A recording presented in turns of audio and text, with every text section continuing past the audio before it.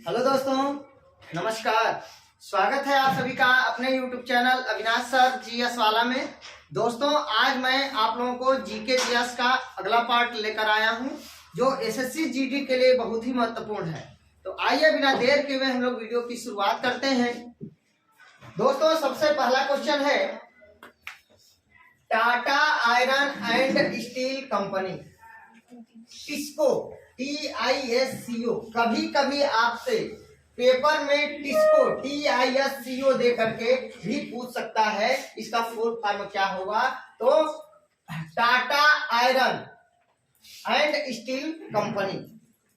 T से टाटा, आई से iron IRON, and steel company CO से कंपनी। तो Tata iron and steel company की स्थापना कब किया गया था? तो दोस्तों, ऑप्शन नंबर ए सही है, 1907। याद रखिएगा, 1907 में टिस्को की स्थापना किया गया जमशेदपुर झारखंड में। जमशेदपुर झारखंड में टिस्को की स्थापना किया गया। ये कहाँ है? Tata iron and steel company तो झारखंड में है, जमशेदपुर में है। याद रखिए। आगे बढ़ते हैं, दूसरे नंबर क्वेश्चन की बात करते हैं। भारत के बॉम्बे में, अर्थात भारत की आर्थिक राजधानी मुंबई को कहा जाता है।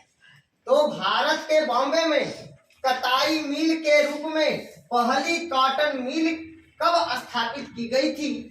ऑप्शन है 1818, 1854, 1853 और 1862। दोस्तों, हमारा फाइनल आंसर होगा 1854। दोस्तों, मैंने आपको आपके ऑप्शन में 1818 लिखा है। इसके बारे में मैं बता दूं, सबसे पहले कलकत्ता में फोर्ट ग्लोस्टर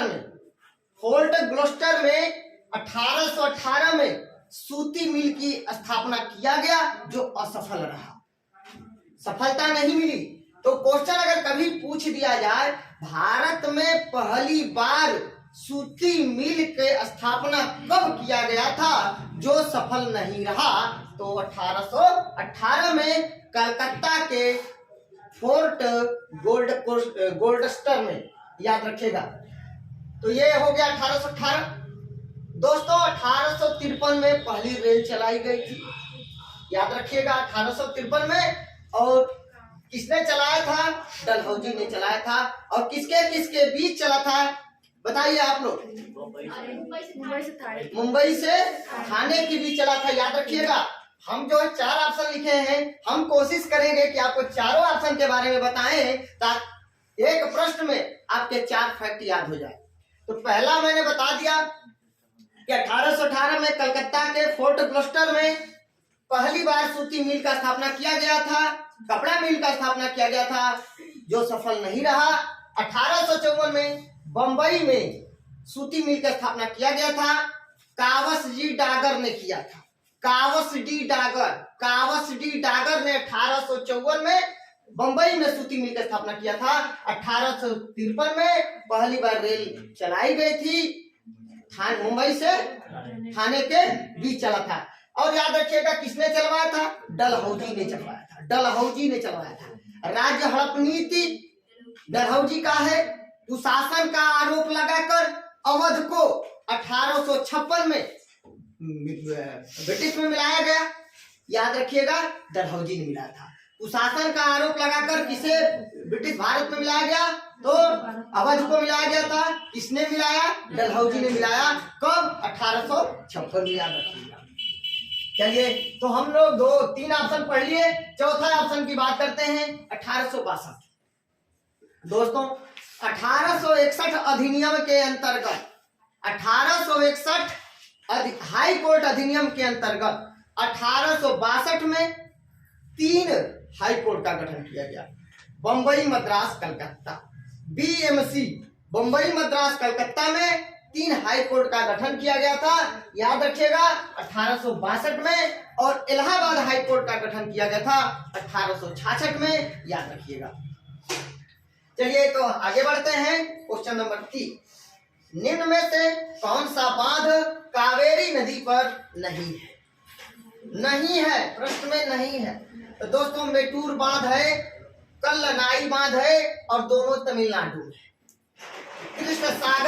कृष्णराज सागर बांध है कावेरी नदी पर और ये है कर्नाटक। तो ये कहाँ है? कर्नाटक में।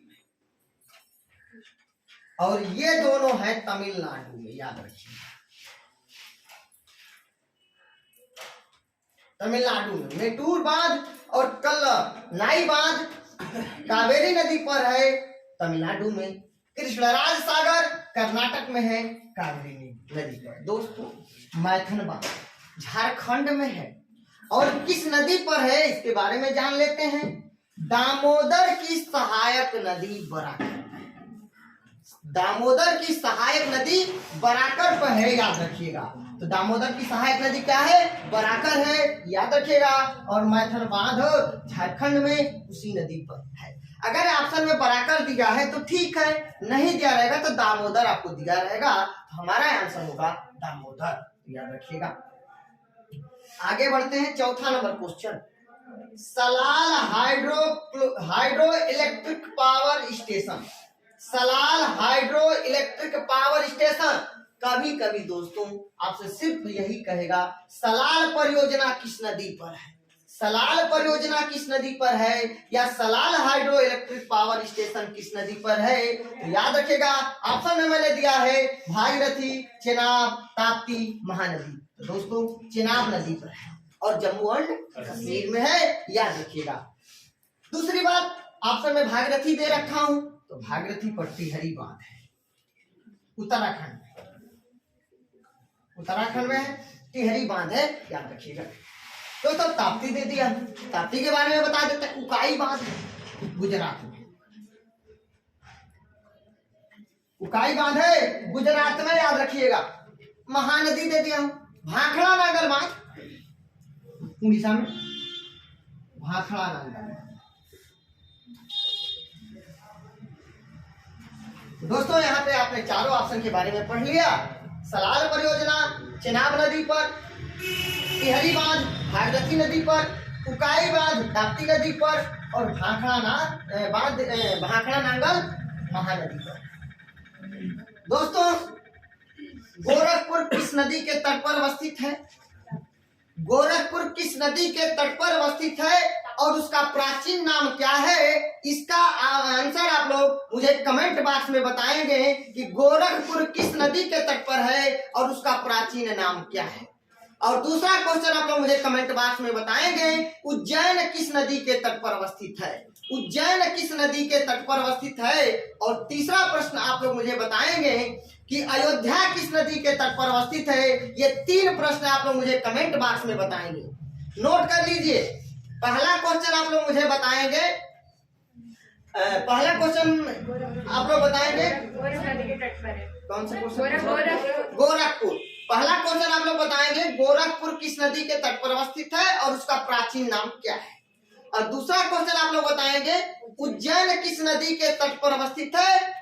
और तीसरा क्वेश्चन आप लोग बताएंगे अयोध्या किस नदी के तट पर अवस्थित है। इस तीनों प्रश्नों का उत्तर आप लोग मुझे कमेंट बॉक्स में बताइएगा, मैं एक एक लोगों का नाम जरूर लूंगा। अगला क्वेश्चन,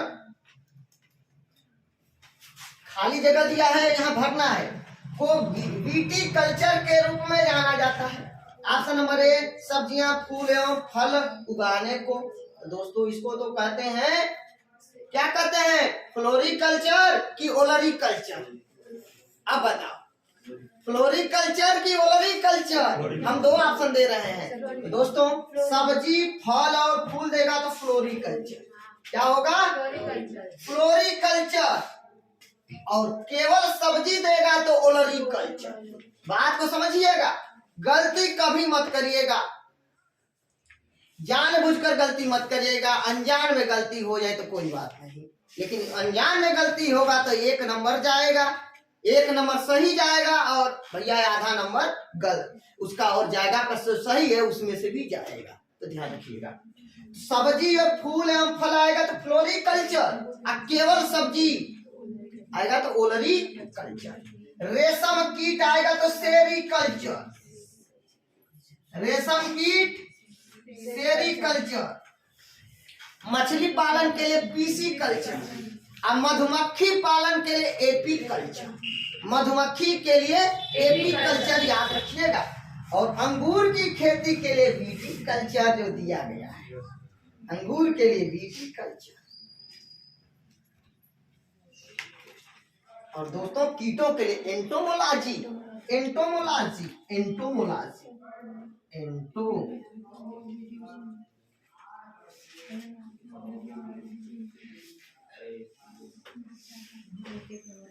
एंटोमोलॉजी। सब्जी फूल एवं फल के लिए फ्लोरिकल्चर, रेशम कीट के लिए सेरिकल्चर, मधुमक्खी के लिए एपीकल्चर, कीटों के अध्ययन को एंटोमोलॉजी, अंगूर की खेती के लिए विटीकल्चर याद रखिएगा, सब्जी के लिए ओलरीकल्चर, मछली पालन के लिए पीसीकल्चर, मछली पीस पीस कर खाओ। आगे बढ़ते हैं। गुब्बारे में किस अक्रिय गैस का प्रयोग किया जाता है? जेनान, हीलियम, आर्गन और नियान। हमारा आंसर होगा हीलियम, हीलियम। आगे बढ़ते हैं। गुरु जल का रासायनिक संगठन क्या है? दोस्तों गुरु जल का मतलब भारी जल। सामान्य जल का H2O होता है और भारी जल का D2O होता है, जो हमारे आंसर में दिया है D2O। तो D2O हो जाएगा H2O2 hydrogen peroxide. Hydrogen peroxide का सूत्र होता है H2O2, याद रखिएगा। चलिए अगले क्वेश्चन की बात करते हैं। महत्वपूर्ण प्रश्न दोस्तों, यहाँ पे बहुत महत्वपूर्ण 4 फैक्ट आपको मिलने वाले हैं। 4 फैक्ट का 7-8 फैक्ट मैं आपको दे दूंगा। यहाँ पे देखते हैं नाबार्ड। तो सबसे पहला क्वेश्चन, नाबार्ड का फुल फॉर्म क्या है? तो national bank for agriculture and rural development, national bank for agriculture and rural development, पहला क्वेश्चन एक। दूसरा क्वेश्चन, नाबार्ड की स्थापना क्यों किया गया? तो छोटे किसानों को ऋण उपलब्ध कराया जाता है इसके माध्यम से कृषि के लिए, कृषि के लिए छोटे किसानों को कम ब्याज दर पर ऋण उपलब्ध कराया जाता है। दो नंबर क्वेश्चन, 2 क्वेश्चन हो गया। तीसरा क्वेश्चन, नाबार्ड की स्थापना कब किया गया? दोस्तों याद रखिएगा 19 जुलाई 1982, सॉरी 12 जुलाई 1982 को, और 12 अप्रैल 1988 को सेबी का स्थापना, याद रखिएगा। तो 12 जुलाई 1982 को नाबार्ड की स्थापना हुआ, और किसकी सिफारिश पर, और अधिनियम कौन था? तो दोस्तों कृषि अधिनियम 1981 के अंतर्गत 12 जुलाई 1982 में किया गया, लेकिन इसकी सिफारिश पर शिवारमन यानी शिवरमन या शिवारमन की सिफारिश पर किया गया। तो यहाँ पे 4-5 फैक्ट आपको याद हो गया कि नाबार्ड का फुल फॉर्म क्या है? National bank for agriculture and rural development. दूसरा, नाबार्ड की स्थापना किसकी सिफारिश पर हुआ? शिवरामन समिति की सिफारिश पर हुआ। कौन सा अधिनियम है? कृषि अधिनियम 1981 है। उसके बाद उसकी स्थापना कब हुआ? 12 जुलाई 1982 को हुआ। ये तो 4-5 फैक्ट आपने नाबार्ड के बारे में पढ़ा। 5वां फैक्ट देखते हैं। स्वर्ण सिंह समिति मैंने ऑप्शन में दे रखा है। दोस्तों मैंने सारा अपने हिसाब से ऑप्शन रखा है ताकि आपको इंपॉर्टेंट फैक्ट बताया जा सके। एक क्वेश्चन और 4 फैक्ट के बारे में आपको जानकारी दिया जा सके। कम समय में बेहतर तैयारी अगर करना है तो मेरा वीडियो आप अच्छे से देखिए, एक एक पॉइंट, एक एक बात पर, हमारे एक एक शब्द पर ध्यान रखिए, आपको निश्चित रूप से लाभ मिलेगा। दोस्तों स्वर्ण सिंह समिति, दोस्तों 42वां संविधान संशोधन के तहत मूल कर्तव्य को जोड़ा गया। भाग 4A और अनुच्छेद 51A। ध्यान रखिएगा, मैं यहां लिखता हूं मूल कर्तव्य। मूल कर्तव्य कौन सा संविधान संशोधन? 42वां संविधान संशोधन। अनुच्छेद 4A, सॉरी भाग 4A, भाग 4A और अनुच्छेद मतलब आर्टिकल 51A। 51A। दोस्तों ध्यान रखिएगा, क्वेश्चन पूछा जाएगा स्वर्ण सिंह समिति का संबंध किससे है? मूल कर्तव्य से है। मूल कर्तव्य का संबंध किससे है? 42वां संविधान संशोधन से है। या 42वां संविधान संशोधन के तहत किसे जोड़ा गया भारतीय संविधान में? मूल कर्तव्य को जोड़ा गया। कौन सा भाग जोड़ा गया? भाग 4A जोड़ा गया। कौन सा अनुच्छेद जोड़ा गया? 51A जोड़ा गया। इतने फैक्ट तो मूल कर्तव्य से हो गया। उसके बाद दोस्तों JS वर्मा कमेटी गठित हुआ इसकी जांच करने के लिए, इसको देखा जाएगा बाद में। चलिए, तो मूल कर्तव्य हो गया। स्वर्ण सिंह समिति के बारे में आपने पढ़ लिया। और 42वां संविधान संशोधन 1976। क्वेश्चन ये भी पूछा जाएगा 42वां संविधान संशोधन कब लाया गया? 1976 में लाया गया था, याद रखिएगा। चलिए आगे बढ़ते हैं। मल्होत्रा कमेटी, मल्होत्रा कमेटी का गठन किया गया था 1993 में और इन्होंने रिपोर्ट पेश किया अपना 1994 में। मल्होत्रा कमेटी का संबंध किससे है? बीमा सुधार से है। किससे संबंधित है? बीमा सुधार से, याद रखिएगा। बीमा सुधार से है, ध्यान रखिए। नरसिंघन समिति, दोस्तों नरसिंघन समिति आप लोगों को मैं बता दूं, क्षेत्रीय ग्रामीण बैंक का गठन 1975 में किया गया और वो नरसिंघन समिति की सिफारिश पर किया गया 1975। नरसिंघन समिति की सिफारिश पर क्षेत्रीय ग्रामीण बैंक का गठन किया गया और नरसिंघन समिति की सिफारिश पर सेबी का गठन किया गया, security exchange board of India का गठन किया गया। ध्यान रखिएगा, सेबी और क्षेत्रीय ग्रामीण बैंक दोनों की स्थापना जो है नरसिंघन समिति की सिफारिश पर किया गया था। सबसे ज्यादा ठंडा आप लोगों को लग रहा है क्या? जब ठंडा लगेगा तो फिर पढ़ाई कैसे होगी? बताए हैं तो बैठे एकदम मुस्तैदी के साथ पढ़ाई करिए आप लोग, तब ठीक रहेगा ना। हटाओ हटाओ हटाओ, पढ़ते पढ़ते गर्मी आ जाना चाहिए।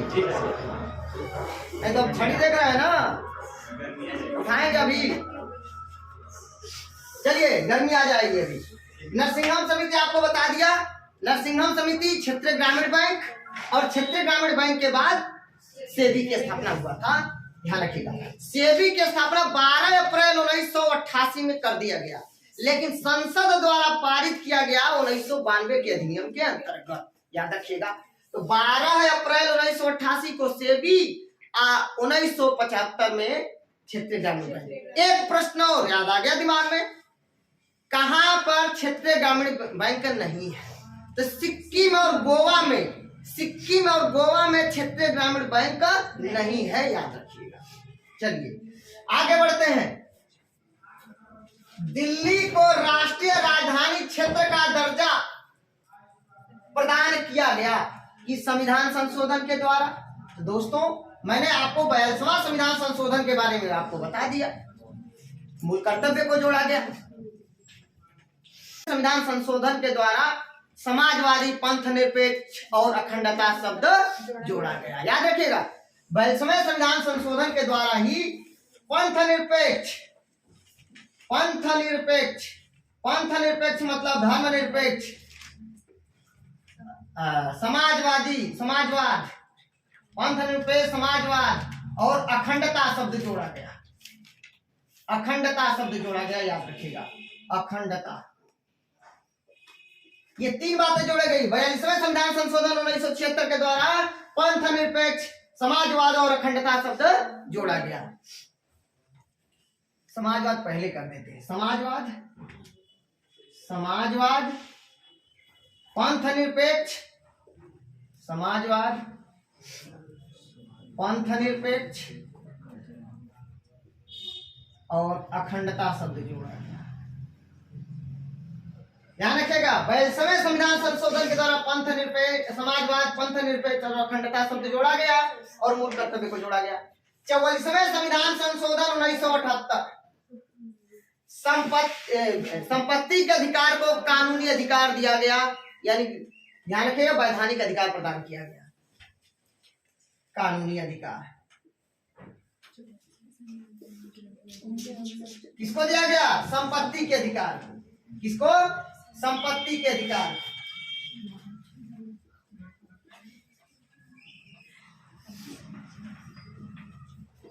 संपत्ति के अधिकार को कानूनी अधिकार प्रदान किया गया 44वें संविधान संशोधन 1978 के 52वां संविधान संशोधन दल बदल कानून है, ये कई बार बताया जा चुका है 1985 में। 69वें संविधान संशोधन के द्वारा राष्ट्रीय राजधानी क्षेत्र दिल्ली को एनसीआर का दर्जा दिया गया, राष्ट्रीय राजधानी क्षेत्र का दर्जा दिल्ली को दिया गया 69वें संविधान संशोधन 1991, 69वें संविधान संशोधन 1991 में। और 61वां संविधान संशोधन के द्वारा मतदान करने की उम्र 21 वर्ष से घटाकर 18 वर्ष किया गया, याद रखिएगा। 61वां संविधान संशोधन 1989। चलिए दोस्तों, अगर और बात करेंगे तो फिर अभी कई संविधान संशोधन है, लंबा वीडियो हो जाएगा। आगे बढ़ते हैं। भारत में नियमित जनगणना की शुरुआत कब हुआ? दोस्तों 1872 में पहली बार जनगणना की शुरुआत हुआ लॉर्ड मेयो के समय में। लॉर्ड मेयो पहला ऐसा गवर्नर जनरल है जिसकी हत्या कर दिया गया अंडमान निकोबार में, याद रखिएगा। तो पहला गवर्नर जनरल लॉर्ड मेयो है जिसकी हत्या किया गया। और ध्यान रखिएगा 1872 में पहली बार जो है जनगणना की शुरुआत किया गया था लॉर्ड मेयो के द्वारा। नियमित जनगणना की जो शुरुआत हुआ 1881 में हुआ रिपन के समय, लॉर्ड रिपन के समय में, आइए मेयो के समय। नियमित जनगणना की शुरुआत मतलब लगातार यहाँ से 10-10 साल पे जनगणना की जाती है। पहली जनगणना 1872 में हुआ मेयो के समय में, लेकिन नियमित जनगणना की जो शुरुआत हुआ 1881 से हुआ। दोस्तों 1921 की जनगणना को महाविभाजन वर्ष कहा गया, क्योंकि यहाँ पे जो वृद्धि हुई जनसंख्या में ना ऋणात्मक हुआ, माइनस में चला गया था। मतलब जो वृद्धि हुआ इसके बाद यहाँ पे कम हो गया, तो माइनस में हो गया, फिर बढ़ोतरी हो गई। तो ध्यान रखिएगा महाविभाजन वर्ष जनगणना का कौन सा वर्ष है? 1921 है। 1921 में जनगणना फिर हुआ। स्वतंत्र भारत की पहली जनगणना 1951 में। ध्यान रखिएगा जो 2011 की जो जनगणना है उसका 15वां था। अब जो जनगणना होगा 2021 में होने वाला था, लेकिन नहीं हो पाया कोरोना वगैरह के कारण। फिर जाति जनगणना का है थोड़ा सा मैटर, तो ये सब सारी चीजें हैं। तो अगर अब जो जनगणना होगा वह 16वीं जनगणना होगा, यानी 2011 की जो जनगणना है वह 15वीं जनगणना है। चलिए आगे बढ़ते हैं। क्वेश्चन नंबर 11, निम्न में से कौन सी जनजाति नीलगिरी की पहाड़ियों में पाई जाती है? सबसे पहला तो हम आप लोगों से जानने की कोशिश करेंगे कि नीलगिरी की पहाड़ियां कितने राज्यों में फैली हुई है। 3 राज्यों में। काशी बताओ कौन कौन राज्य है? आपके मुंह से हमने सुना है 3 राज्य। 3 राज्य में कौन कौन राज्य है आप बताइए। पूजा? कर्नाटक, केरल, तमिलनाडु। ककेट मैंने ट्रिक बना रखा है। ककेट, क से कर्नाटक, के से केरल और ट से तमिलनाडु। ठीक है, तमिलनाडु। आगे देते हैं। तो भैया अंगामी जनजाति नागालैंड में पाई जाती है। कहाँ पे? नागालैंड में। अंगामी जनजाति नागालैंड में। सोम्पेन जनजाति और ये सेंटिनली या सेंटिलीज भी कभी कभी कहा जाता है। ये दोनों जनजाति अंडमान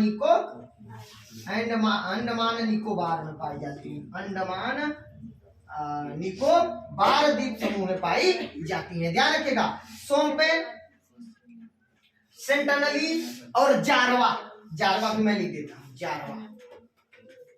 जारवा और ग्रेट अंडमानी इस अंडमान निकोबार में पाई जाती है। ध्यान रखिएगा सोम्पेन, सेंटिनली या सेंटिलीज भी कहा जाता है, और जारवा, ग्रेट अंडमानी ये अंडमान निकोबार में पाई जाती हैं। और टोडा जनजाति तमिलनाडु में पाई जाती है, यानी नीलगिरी की पहाड़ियों में पाई जाती है टोडा जनजाति। तो कर्नाटक, केरल, तमिलनाडु। आगे बढ़ते हैं। अंगामी अगर पूछ दिया जाए तो नागालैंड में याद रखिए। आगे बढ़ते हैं। मंत्रिपरिषद सामूहिक रूप से उत्तरदायी होती है। एलएस का मतलब लोकसभा, आरएस का मतलब राज्यसभा, संसद और लोकसभा का अध्यक्ष। तो दोस्तों याद रखिएगा, मंत्रिपरिषद सामूहिक रूप से लोकसभा के प्रति उत्तरदायी होती है। अगर कभी कभी ऑप्शन में लोकसभा नहीं देता है तो संसद हमारा नियरेस्ट आंसर होगा, क्योंकि संसद के अंदर लोकसभा, राज्यसभा और राष्ट्रपति तीनों आ जाएंगे। तो लोकसभा संसद के अंदर आ जाएगा, हमारा नजदीकी का आंसर संसद हो जाएगा। संसद का उल्लेख अनुच्छेद 79 में किया गया है, लोकसभा का उल्लेख अनुच्छेद 81 में है और राज्यसभा का उल्लेख 80 में है। याद रखिएगा, सबको पता है। चलिए निवेदिता, आप बताओ प्रधानमंत्री का कर्तव्य किस अनुच्छेद में है?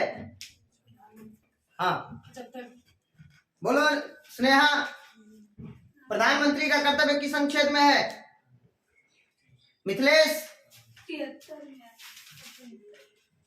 बोलो, धनंजय यादव, प्रधानमंत्री का कर्तव्य का उल्लेख किस अनुच्छेद में है? जोर से बोलो।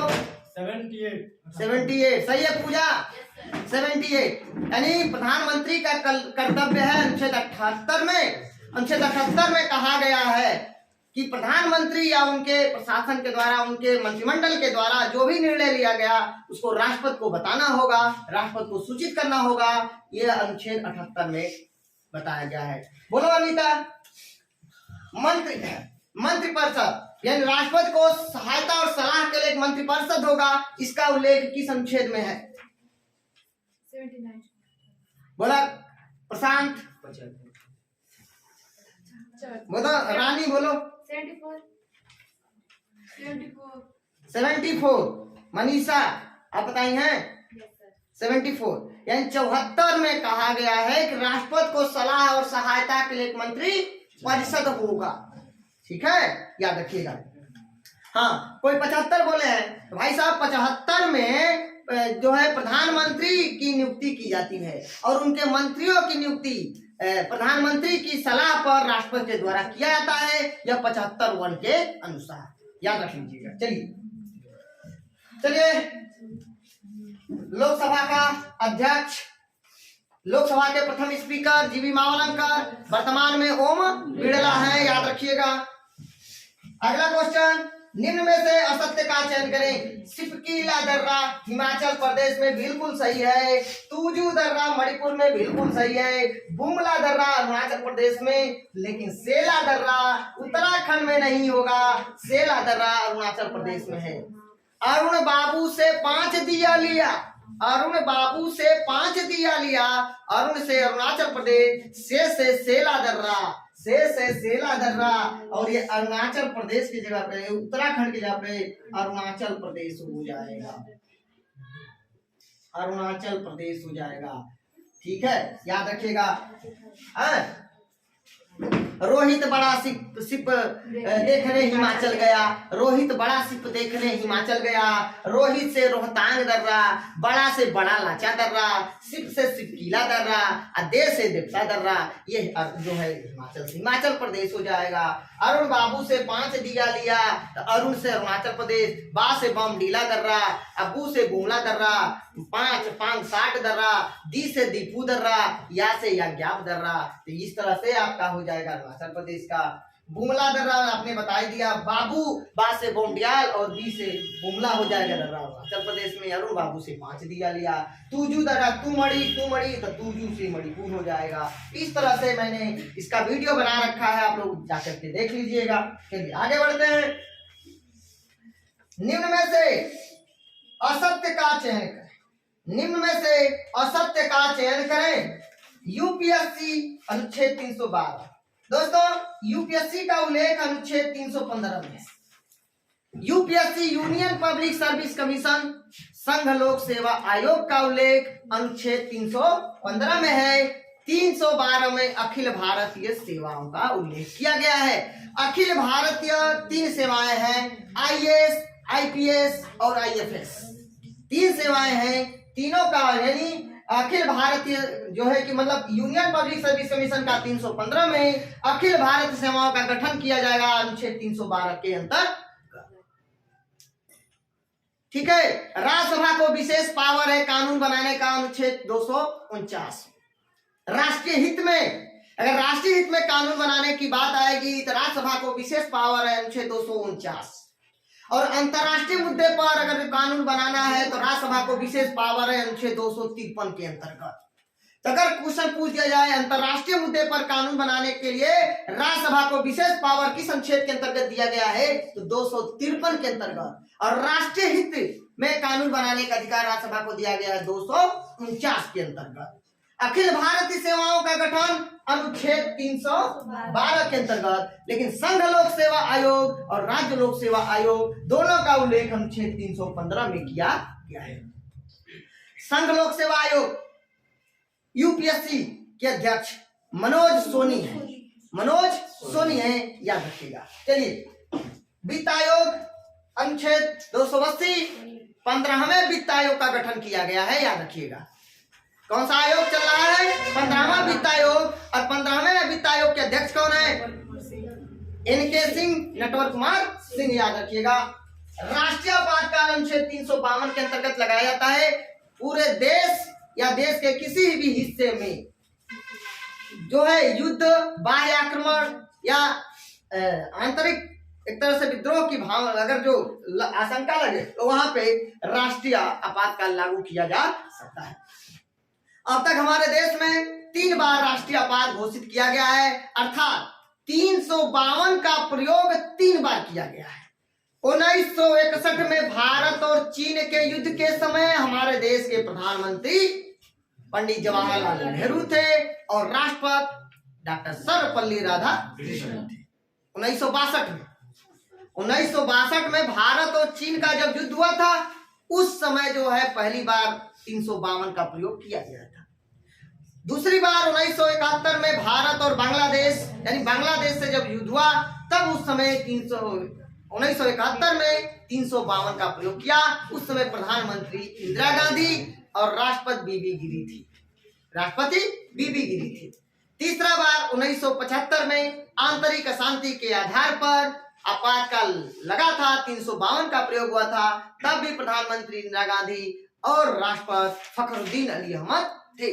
यही क्वेश्चन कई बार पूछा गया है। 1975 में राष्ट्रीय आपात किसने लागू किया, तो भैया इसका आंसर होगा फखरुद्दीन अली अहमद, प्रधानमंत्री इंदिरा गांधी, याद रखिएगा। तो 352 का प्रयोग 3 बार किया गया है। 356 में राष्ट्रपति शासन लगता है, राष्ट्रपति महोदय के निर्देश पर राज्यपाल महोदय, ठीक है, राज्यपाल महोदय राष्ट्रपति महोदय को सूचित करते हैं और उसके बाद राष्ट्रपति महोदय के आदेश पर राष्ट्रपति शासन लागू होता है। 356 का प्रयोग होता है। 360 में वित्तीय आपात है। आज तक हमारे देश में 360 यानी वित्तीय आपात का उल्लेख अनुच्छेद 360 में है। आज तक हमारे देश में वित्तीय आपात का घोषणा नहीं किया गया है। वित्तीय आपात एक को बार लागू नहीं है, याद रखिएगा। तो क्वेश्चन इस तरह पूछा जाता है कि भारत में आज अब तक किस अनुच्छेद का प्रयोग नहीं हुआ है, यानी वित्त आयोग आपात का अर्थात वित्तीय आपात का अनुच्छेद 360 का प्रयोग नहीं किया गया है। ऑप्शन में दे देगा 356, 352, उसके बाद आपका देगा 360, 368। तो 368 में तो संविधान संशोधन है, 360 में वित्तीय आपात है, 352 में राष्ट्रीय आपात है, 356 में राष्ट्रपति शासन है। तो याद रखिएगा ये सब। तो 360 का प्रयोग अब तक नहीं किया गया है। चलिए, तो हमने आपको बता दिया। और उसके बाद राज्य का महाधिवक्ता का उल्लेख अनुच्छेद 365 में दिया है। यानी राज्य का महाधिवक्ता राज्य सरकार का प्रथम कानूनी अधिकारी होता है, प्रथम विधि अधिकारी होता है, जिसकी नियुक्ति राज्यपाल महोदय करते हैं। आगे बढ़ते हैं। अगला क्वेश्चन है, निम्न में से कौन गैर संवैधानिक संस्था है? नीति आयोग, वित्त आयोग, चुनाव आयोग और यूपीएससी। गैर संवैधानिक का मतलब जिनका संविधान में उल्लेख नहीं है। तो दोस्तों, कौन गैर संवैधानिक संस्था है? निम्न में से कौन गैर संवैधानिक संस्था है? तो याद इसका आंसर आप लोग मुझे कमेंट बॉक्स में बताएंगे। नीति आयोग, वित्त आयोग, चुनाव आयोग और संघ लोक सेवा आयोग, इन 4 आयोगों में से किसका उल्लेख संविधान में नहीं है था? कौन गैर संवैधानिक संस्था है? तो दोस्तों, मैंने सबसे पहला क्वेश्चन आपसे पूछा कि गोरखपुर किस नदी के तट पर अवस्थित है, इसका नाम और इसका प्राचीन नाम बताना है। दूसरा मैंने पूछा उज्जैन किस नदी के तट पर अवस्थित है, इसका आंसर आप लोगों को कमेंट बॉक्स में देना है। और तीसरा क्वेश्चन मैंने आपसे पूछा अयोध्या किस नदी के तट पर अवस्थित है, इसका आंसर आप लोग मुझे कमेंट बॉक्स में देंगे। और चौथा प्रश्न मैंने आप लोगों से पूछा कि निम्न में से कौन गैर संवैधानिक संस्था है, नीति आयोग, वित्त आयोग, चुनाव आयोग और यूपीएससी संघ लोक सेवा आयोग। और दोस्तों हमें पांचवा क्वेश्चन मैं आपसे पूछ रहा हूं, बताइएगा कि राष्ट्रपति का कार्यकाल कितने वर्ष का होता है, राष्ट्रपति का कार्यकाल कितने वर्ष का होता है। इन 5 प्रश्नों का उत्तर आप लोग मुझे कमेंट बॉक्स में देंगे। दोस्तों अब मैं थोड़ा साइड में हो जाता हूं, आप लोग स्क्रीनशॉट ले लीजिए फटाफट।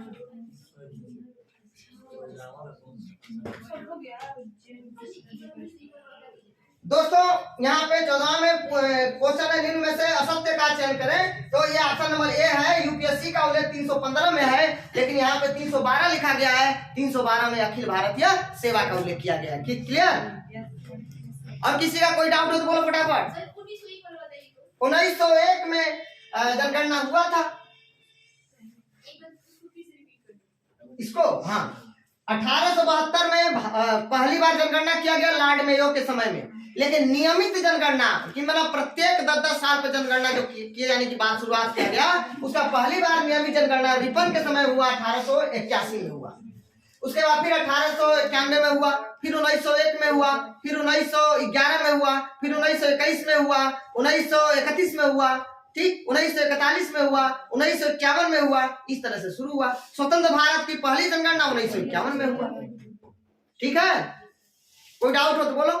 1901 में कांग्रेस का कलकत्ता में अधिवेशन हुआ था, 3 सावाचा की अध्यक्षता में गांधी जी पहली बार भाग लिए थे। 1901 का एक फैक्ट और मिल गया आपको, ठीक है ना। तो दोस्तों मैं उम्मीद करता हूं आपको बहुत ही अच्छे समझ में आ गया होगा। अगर आप लोगों को मेरा वीडियो अच्छा लगे प्लीज दोस्तों एक लाइक कमेंट करके मुझे सूची जरूर करना। मिलते हैं नेक्स्ट वीडियो में, तब तक के लिए नमस्कार, धन्यवाद।